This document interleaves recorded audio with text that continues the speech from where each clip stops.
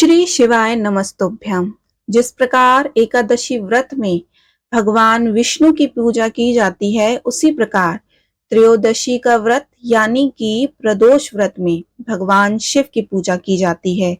जब त्रयोदशी का व्रत मंगलवार को आ जाए, तब इस प्रदोष व्रत को मंगल प्रदोष व्रत कहते हैं।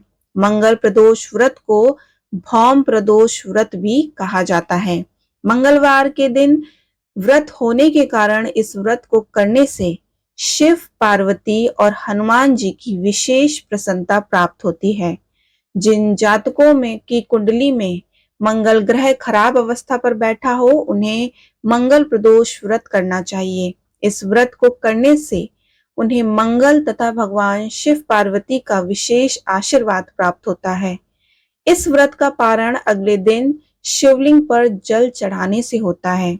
मंगल प्रदोष व्रत के दिन पंचाक्षरी मंत्र ओम नमः शिवाय तथा मंगल के ही बीज मंत्र ओम क्राम क्रीम क्रौम सह भौमाय नमः का जाप करना चाहिए।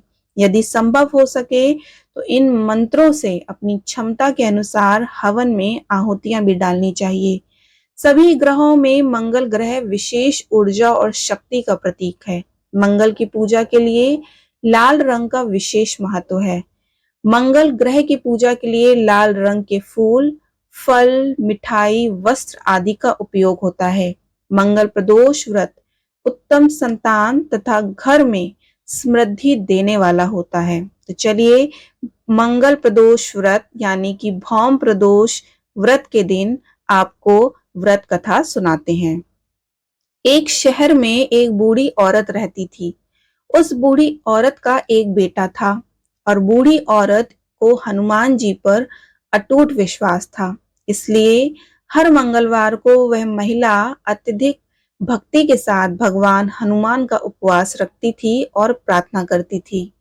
एक दिन जब उसने भगवान हनुमान जी से प्रार्थना की, तो प्रभु खुद उस बूढ़ी महिला से मिलने के लिए आ गए।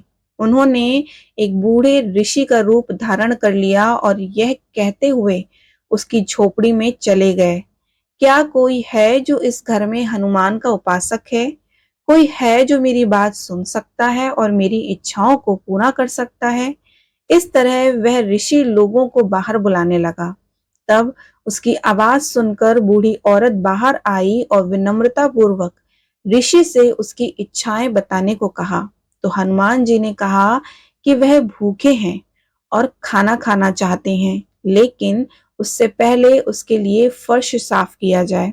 वह बूढ़ी औरत ना तो जमीन खोद सकती थी और ना ही फर्श साफ कर सकती थी, क्योंकि वह बूढ़ी थी और उसके जोड़ों में दर्द था।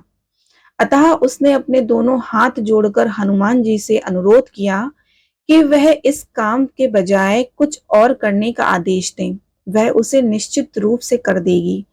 तब ऋषि ने उससे 3 बार वादा लिया और फिर उससे कहा कि वह अपने बेटे से कहे कि वह अपने पेट के बल पर लेट जाए और वह खाना बनाने के लिए उसकी पीठ पर आग जलाए। यह सुनकर महिला हैरान रह गई, परंतु अब वह वचन दे चुकी थी। उसके पास ऋषि के शब्दों से सहमत होने के अलावा कोई दूसरा रास्ता नहीं था। उसका दिल बहुत तेजी से धड़क रहा था और उसकी आंखों से आंसू बह रहे थे।